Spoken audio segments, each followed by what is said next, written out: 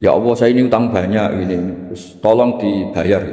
Sebetulnya saya itu ingat utang, cuma Allah tak libatkan kan. Lah itu tidak akan jadi wali, yang jenis ini tidak akan jadi wali. Saya ingin jadi dosen, libatkan siapa ya nanya? Libatkan Allah, terus malam-malam libatkan Allah. Itu artinya apa? Kamu itu lebih ingin yang kamu minta ketimbang ingin Allah. Kalau wali itu enggak gitu, kangen Allah, terus tahu Allah itu zat pemberi, karena tahu Allah zat pemberi terus minta. Maka yang dikangen itu ya Allahnya dulu. Kalau kita kan enggak, punya kasus dulu, punya keinginan banyak dulu, baru ingat siapa yang bisa ya. Oh Allah, Allah kita libatkan. Ya untungnya Allah baik, mau ramal utang bukan mikir. Untungnya Allah tidak jawab itu. Jadi itu bedanya wali. Kalau wali itu kangen Allah dulu, baru minta. Kalau kita enggak, banyak masalah dulu, baru melibatkan. Nah yang jenis ini tuh bahaya. Kalau enggak disembadani mesti ngomel ya. Gusti katanya kalau yang minta kamu kabulkan, ternyata ini enggak. Nanti kalau Allah jawab, kamu itu tidak kangen saya, kamu itu kangen uang, kangen perempuan cantik yang kamu inginkan. Terus kamu melibatkan saya. Urusannya apa saya dengan itu, Pak? Makanya tidak usah nuntut karena awalnya sudah. Ya saya kira itu ya. Jadi ada ayat apa? Ud'u rabbakum tadarru'aw wa khufyah. Terusannya apa? Innahu la yuhibbul mu'tadin. Itu di semua tafsir dikatakan Allah gak suka orang yang berlebihan dalam doa. Berlebihan tadi misalnya minta sesuatu yang terlalu besar, atau permintaan kemarin saja lanu addi syukroh, kita tidak bisa memenuhi mensyukuri, sudah minta lagi. Misalnya seorang jomblo, targetnya kan asal payu nikah, tapi setelah nikah bayangkan istrinya solihah, tidak cerewet, itu kan berlebihan. Hilang status jomblo saja belum kamu syukuri kok sudah minta yang macam-macam. Jadi harusnya kan syukur dulu ya. Sekedar laku nikah ini kan ada syukur yang harus, seperti jadi dosen juga gitu. Sekedar jadi dosen harus kita syukuri dulu karena menjadi kita tidak nganggur. Itu kan satu harkat sosial yang luar biasa. Jangan tahu-tahu sudah hari kedua cari intensif, cari ini itu, syukurnya aja belum sudah kemana-mana. Itu sudah mu'tadin, sudah melebihi apa? Batas. Ya saya kira. Jadi begini ya masalah pendidikan ya. Kalau saya jawab pakai ilmu hakikat saja, karena ini keahlian saya. Sebetulnya begini ya, kalau misalnya itu ya subjektif juga, misalnya bilang rata-rata alumni pondok ini sukses, alumni kampus ini sukses, yang ini tidak sukses, itu satu pasti subjektif. Karena biasanya yang diterkenalkan yang sukses-sukses. Saya punya tetangga dari pondok yang Anda sebut itu kebetulan tidak sukses semua. Itu jantung saya sampai ngeluh. Saya ini gimana kok? Ya sudah seperti itu kan subjektif. Tapi menyangkut pendidikan itu begini ya, menyangkut hasil dari pendidikan itu. Andai kan kita bicara ilmu hakikat, misalnya kita mondok gitu, mondok kemudian jadi orang miskin, jadi orang yang menurut orang banyak tidak berguna di masyarakat.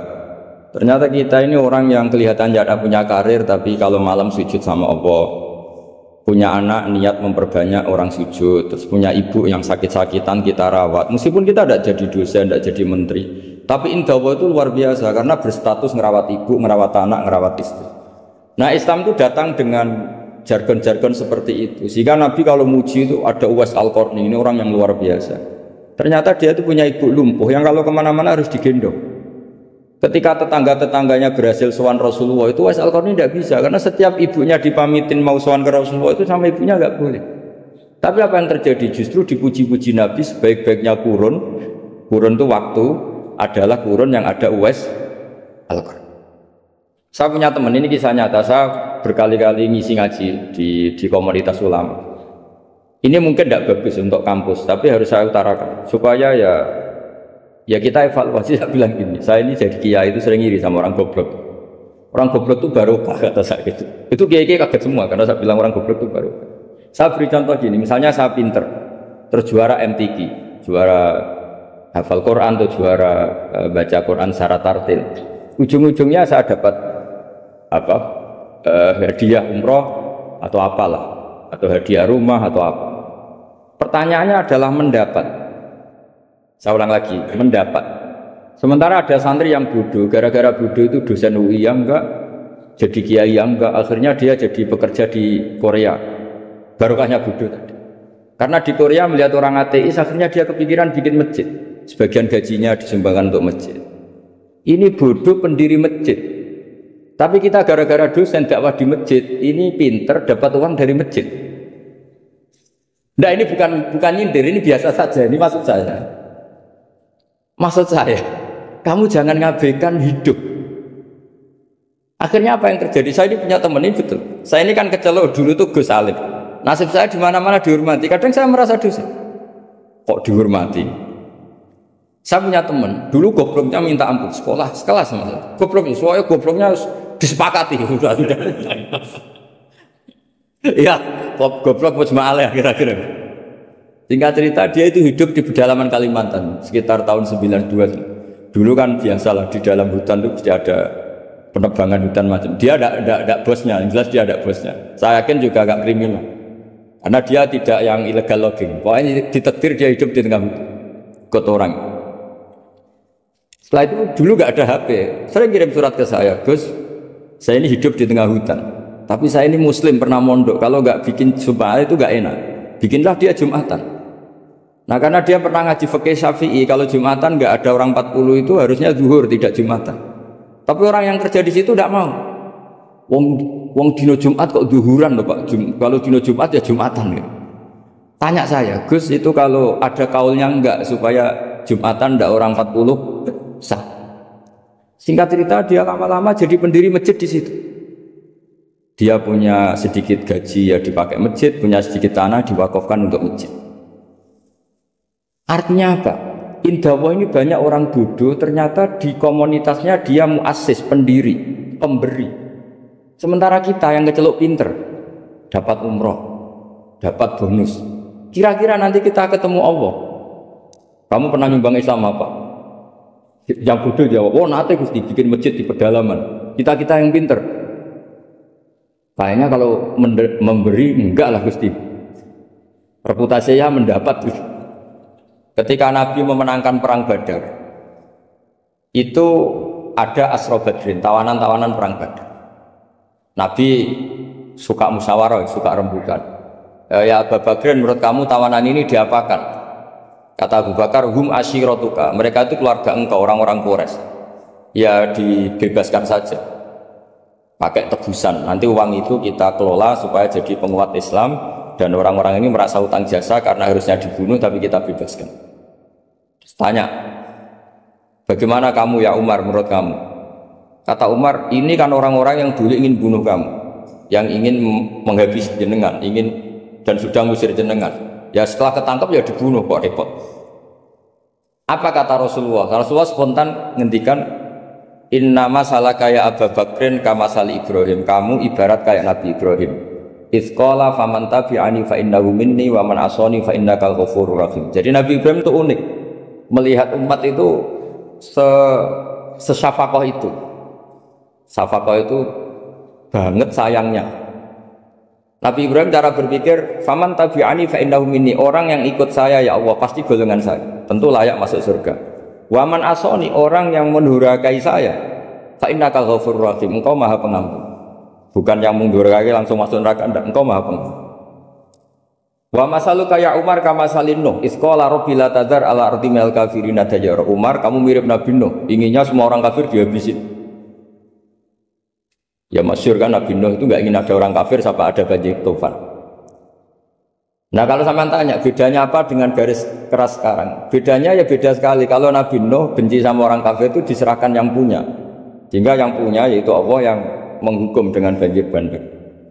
Tapi kalau kita kan kadang kita bertindak sendiri, jadi potensi disalahkan. Yang jelas dalam hadis-hadis sahih, Nabi Nuh itu tidak bisa mensyafaati karena itu. Ketika diminta syafaat, ini hadis sahih bukan ada di Bukhari, ada di Muslim. Karena biasanya kalau di kota itu ditanya ini sahih enggak. Untungnya yang tanya kadang enggak paham, ini alhamdulillahnya jadi wah repot. Nabi Nuh itu diantara sebabnya enggak bisa mensyafaati adalah pernah corong Jawa maksudno kaume. Kalau dalam bahasa Arab itu da'a li Zaidin berarti mendoakan positif, kalau da'a la Zaidin mendoakan negatif. Kalau orang Jawa itu ada doa, ada pasot. Nabi Nuh adalah orang yang pernah maksudkan kaumnya. Nah, saya cerita sedikit tentang Nabi Nuh dan Nabi Ibrahim. Nabi Ibrahim dianggap Tadi cerminannya Abu Bakar dianggap niru Ibrahim, cerminannya Umar dianggap niru Nabi siapa? Nabi. Lalu kalau sampean tanya, bedanya gimana? Begini logikanya. Kita mengkaji secara akademik begini. Ada ulama besar namanya Abu Hasan Asyadili, itu masyhur di Indonesia menjadi Thariqah Asyadiliyah. Terus ada seorang muridnya minta gini, ya Abu Hasan Asyadili, tolong saya dikasih ijazah supaya saya tidak pernah maksiat di bumi ini. Karena saya takut sama Allah, kalau saya maksiat itu merasa tidak nyaman dengan Allah. Abdul Hasan Asyadili ini malah marah besar. Atuhibbu alla tadhharu maghfiratu. Kalau kamu tidak pernah maksiat, berarti kamu suka maghfirahnya Allah Ta'ala itu tidak kelihatan, karena tidak ada yang maksiat. Tapi bukan dukung kamu yang tidak ada, ini cerita ilmiah. Tapi kalau Said Abdul Al-Haddad itu kebalikannya. Ada orang fasik gitu, hidup berkeliaran, mengganggu masyarakat, ganggu ketertiban agama. Ada kiai atau siapa gitu mendoakan supaya tobat atau dikasih panjang umur supaya nanti bisa tobat. Itu beliau Said Abdul Haddad marah besar. Man da'a li fasikin bil baqa faqad ahabba ayyusawahu fi ardi.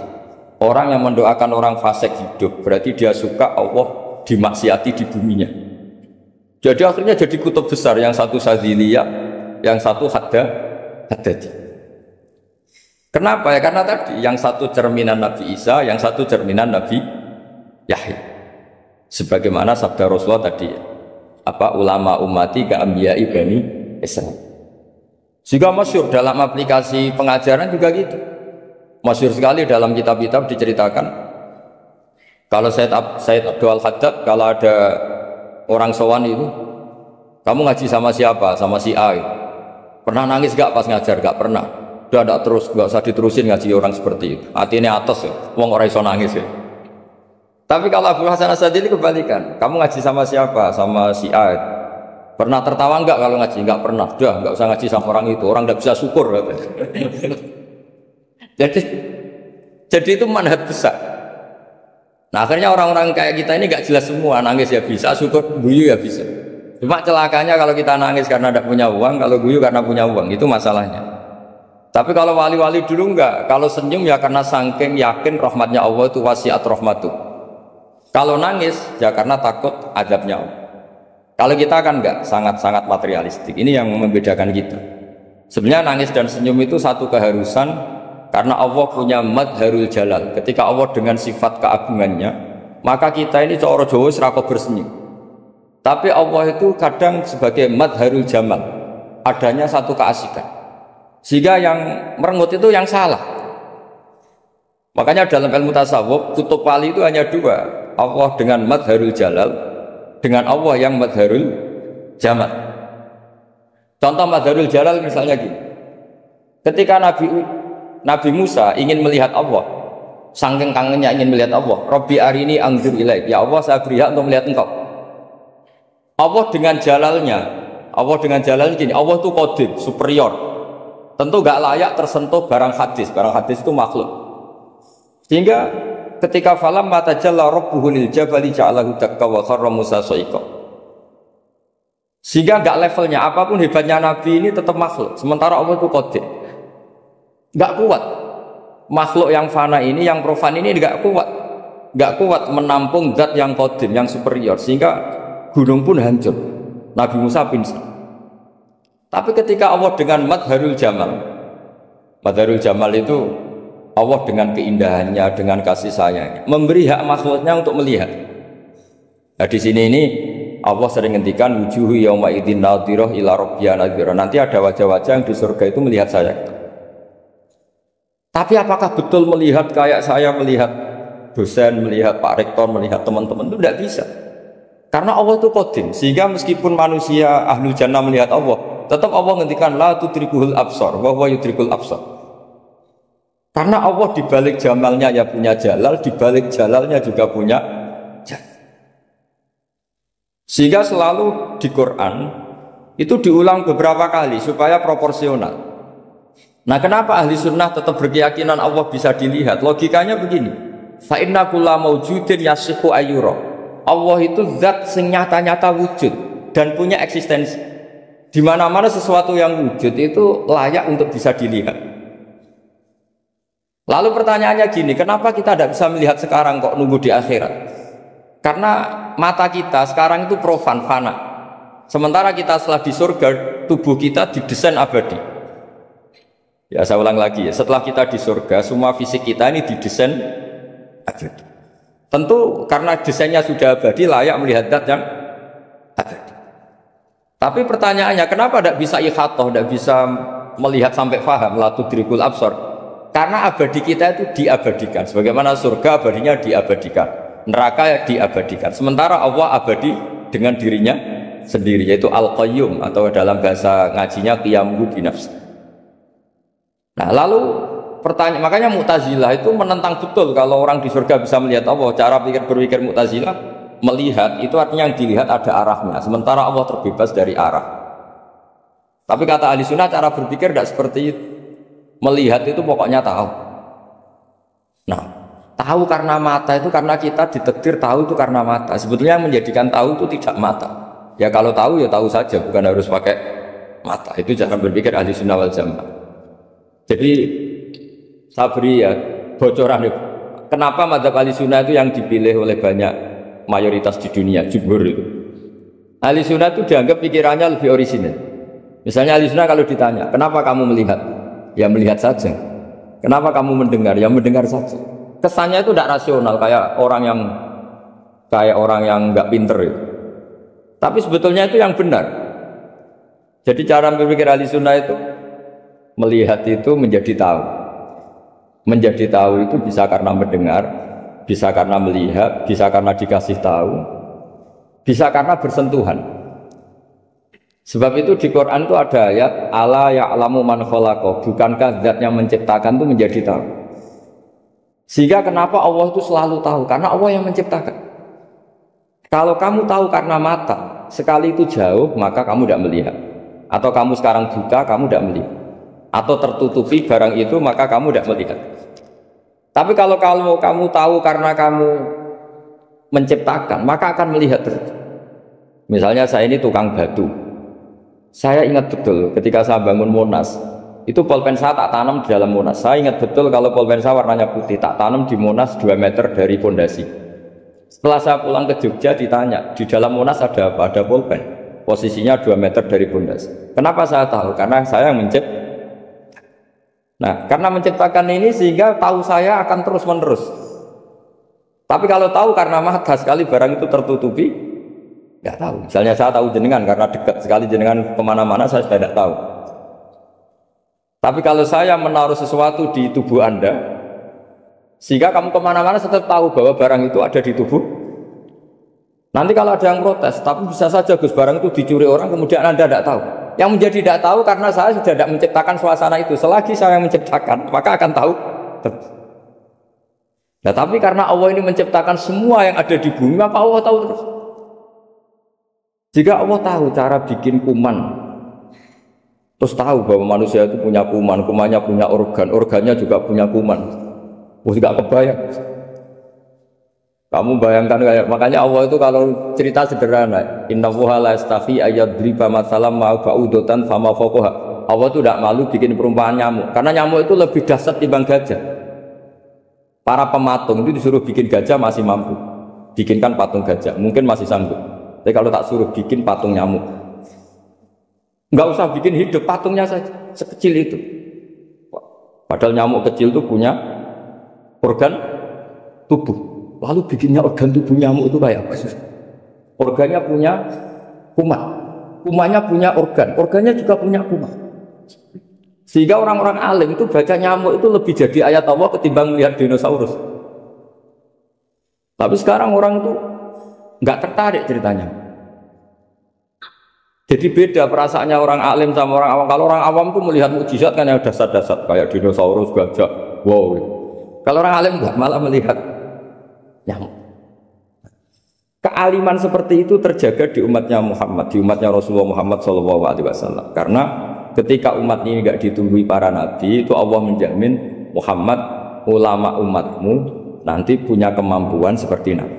Tentu tidak dalam keutamaan ya, keutamaan tentu enggak sekelas sama nabi. Kenapa itu terjadi? Karena tadi para nabi ini mewakili Kalau kita sangat mencintai Indonesia, maka kita akan tegas siapapun yang ingin menghancurkan Indonesia. Itu kira-kira cerminan Nabi Nuh.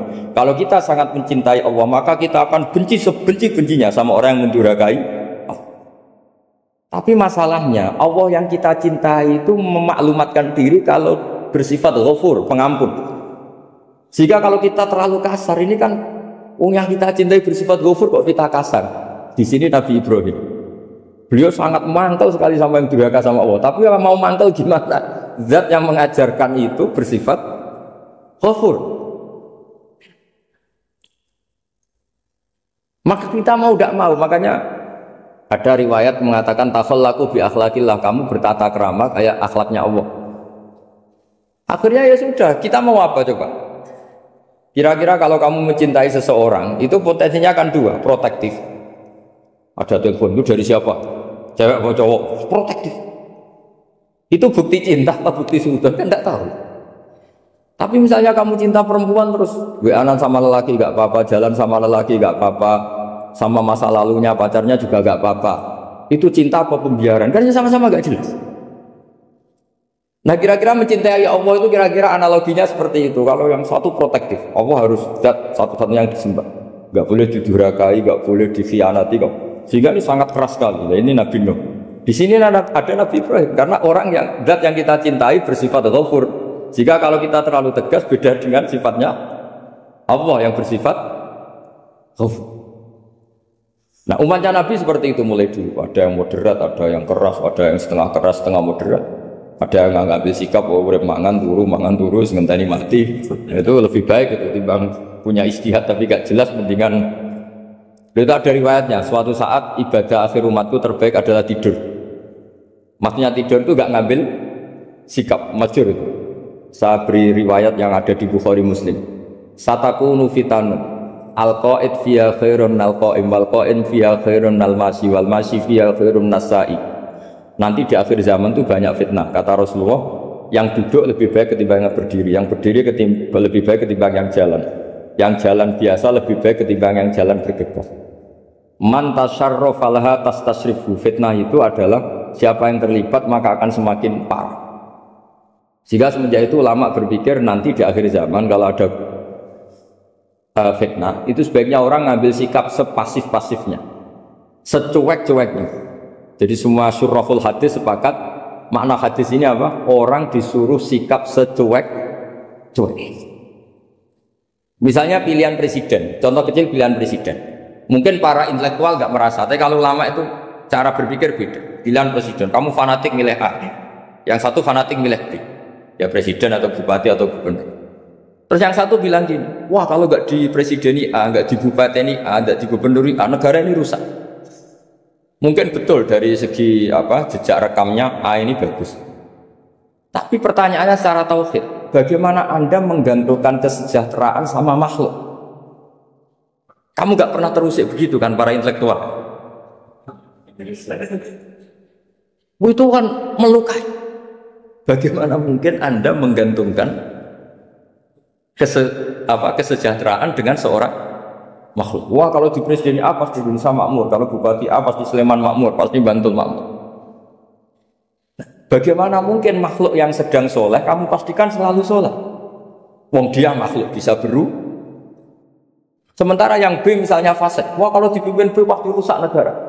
Bagaimana kamu pastikan B yang fasik selalu fasik? Biar saja dia husnul khotimah. Yang fasik pas mimpin jadi soleh, yang soleh pas mimpin jadi fasik.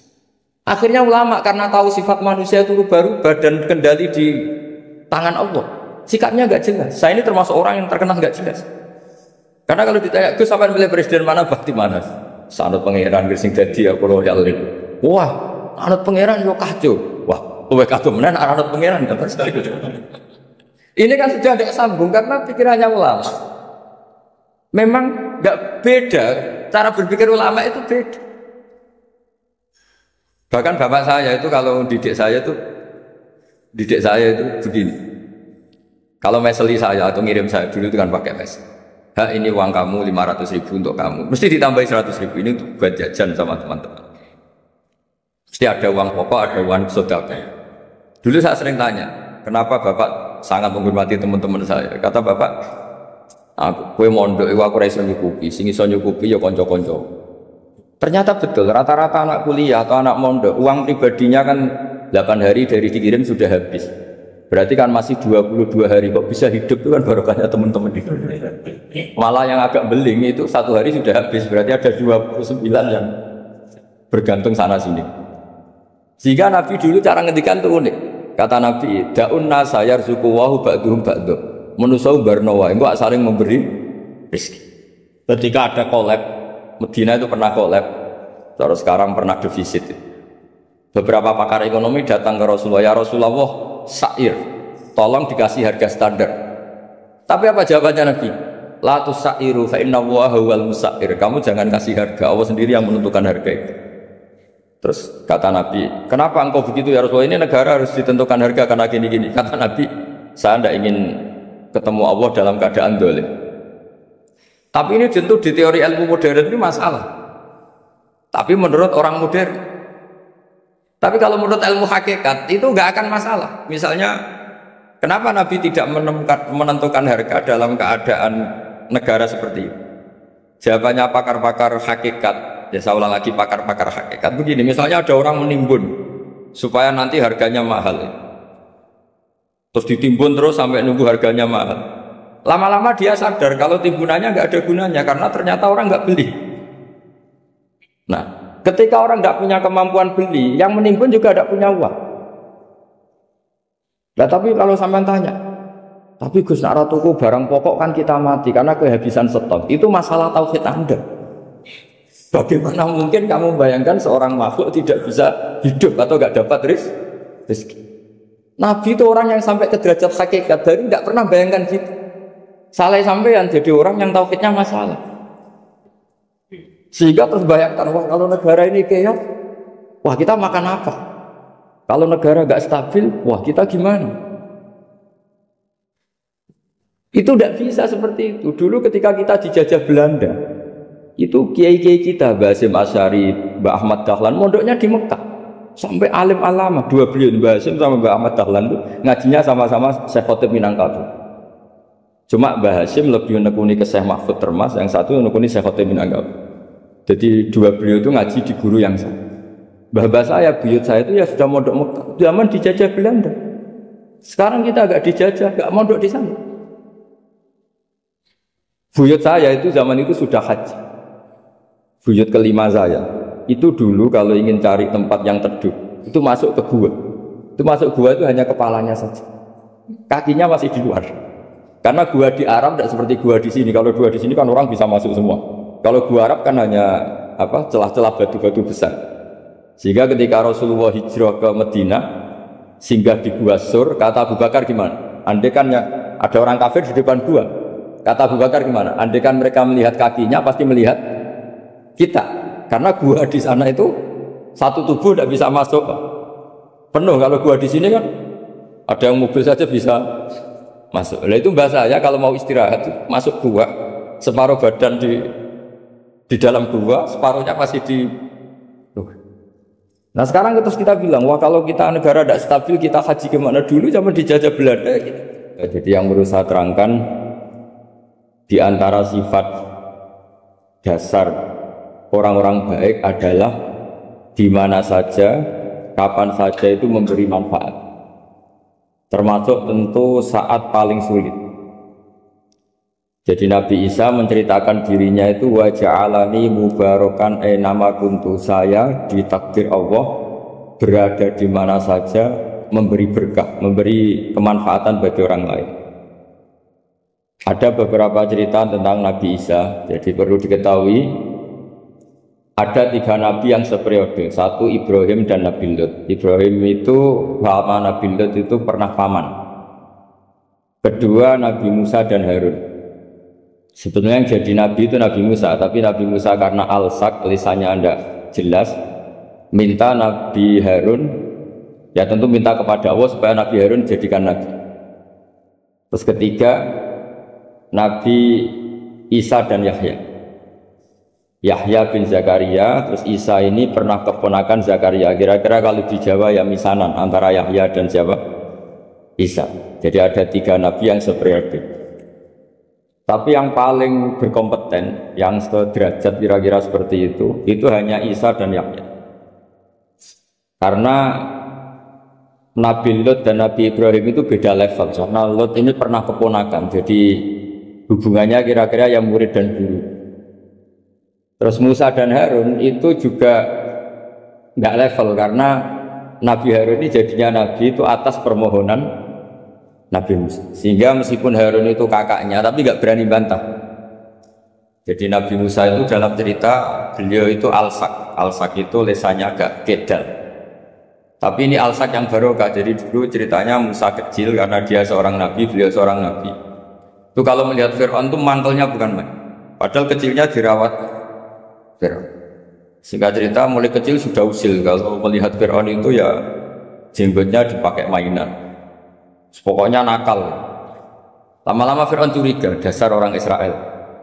Nabi Musa ini turunan Israel. Lama-lama Fir'aun itu yakin kalau itu sengaja. Akhirnya Fir'aun mau membunuh Musa. Terus kata istrinya Fir'aun, Musa itu masih anak kecil. Jadi seperti itu ya bawaan anak kecil, bukan bawaan kebencian terhadap orang Kipti, orang Mesir. Kalau dalam bahasa kitab kuno Mesir itu Egypt Al-Kipti, makanya disebut Maria Al-Kiptiyah. Kalau orang sekarang bilang Egypt itu bahasa kunonya Mesir itu Al-Kiptiyah. Nah, memang secara bahasa Arab Mesir itu nggak mungkin, bahasa Arabnya Mesir itu nggak mungkin karena Misro itu maknanya kota. Jadi kalau kamu bilang kamu kemana, ke Misro, ke kota, lah kota mana? Ya kota Mesir, itu bisa debat kusir. Jadi ya kayak kita lah, kita sekolah di mana? Di madrasah. Madrasah terjemahnya apa? Sekolah. Nah, kemudian oleh istrinya Fir'aun ya gini saja, buktikan kalau Musa itu masih anak kecil. Masyhur itu dalam cerita dikasih bara api sama apel. Sebenarnya Musa kecil ini sudah pinter mau milih apel. Sama malaikat Jibril diarahkan tangannya itu ngambil apa? Bara api terus dikunyah. Itu yang menyebabkan lisannya Musa itu alsak, agak pelak. Nah ketika jadi Rasul itu akan repot karena nanti harus pakai penerjemah. Jadi seorang Rasul tapi lisannya tidak apa? Cakap. Akhirnya Nabi Musa realistis ngendikan ketika diutus, wa akhi Harun wa afsahu minni lisanan fa arsilhu ma yarid ay yusaddiquni inni akhafu ay yukadzibun. Ya Allah, saudara saya Harun itu lisannya lebih fasih.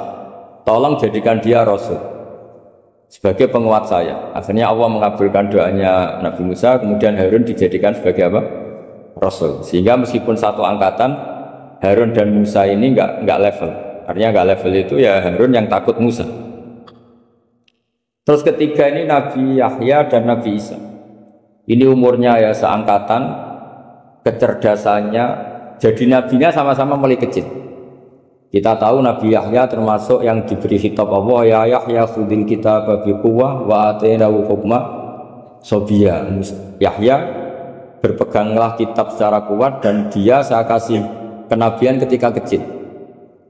Sama dengan Nabi Isa yang disebut wa yukallimun nasa fil mahdi wa kahla. Sehingga karena selevel dua nabi ini menjadi figur besar dalam manhaj, dalam metode dakwah. Dua, karena masih misanan tadi, kalau Jawa kira-kira mirip misanan. Dua nabi ini kalau memilih satu kampung, itu kalau Nabi Yahya itu milih kalau singgah di satu kampung, Nabi Yahya mesti tanya, orang sini yang paling soleh siapa, yang paling baik siapa. Ya terus singgah atau nginap di rumahnya orang baik tadi. Tapi kalau Nabi Isa enggak, orang sini yang nakal siapa, yang paling beling siapa. Terus Nabi Isa singgah di situ.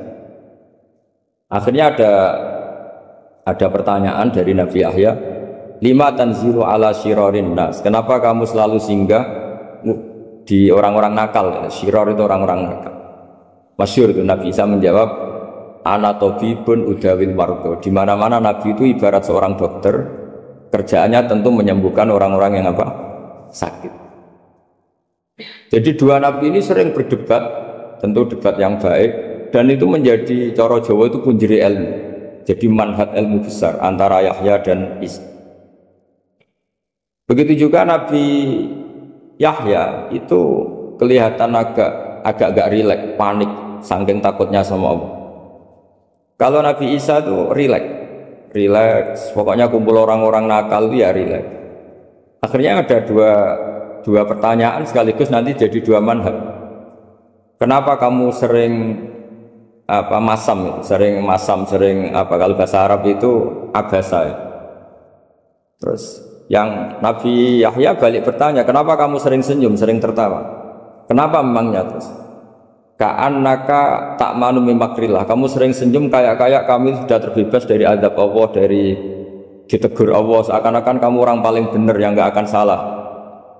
Nabi Isa balik tanya, sama kamu sering masam, sering merut, ka'annaka taqnatu min rahmatillah, seakan-akan kamu putus asa dari rahmatnya Allah. Sehingga kemudian itu jadi manhaj besar. Kalau terlalu senyum, ya dianggap orang yang kayak nggak punya perasaan dosa. Tapi kalau terlalu masam, terlalu merenggut, seakan-akan rahmat Allah itu terbatas. Sehingga seakan-akan Allah itu rahmatnya nggak cukup lah untuk mengelola manusia ini. Sehingga itu jadi metode besar.